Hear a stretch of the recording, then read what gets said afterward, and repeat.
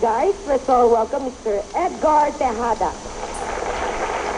Hi, good afternoon. Afternoon. Hi, Edgar.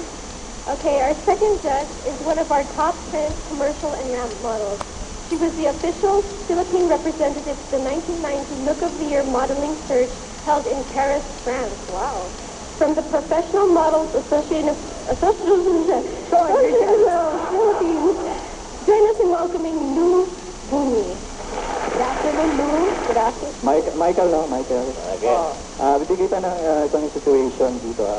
Huli ka na sa isang importanteng appointment, ngunit binahangin yung kalye dahil sa sobrang kalakasan ng ulan.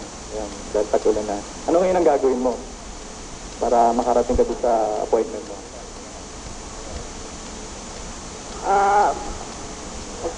Tatawag nila ako ng taxi. Tapos? Tapos, sasabihin ko, nagmamadali ako kasi may appointment pa ako eh. Tapos? Wala na ho. Wala na. Ilan? Gagawa siya ng paraan. Okay? Wala kang taxing makuha. Yun. Kung maglalakad din ako, wala akong magagawa. Baha, ang galing. Umuulan eh. Ang leeg ng baha. Ang leeg? Ang leeg. Ay, patay. Gusto mo patayin.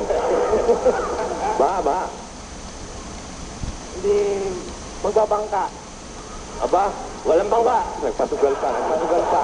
Walang bangka, dahil talo lahat.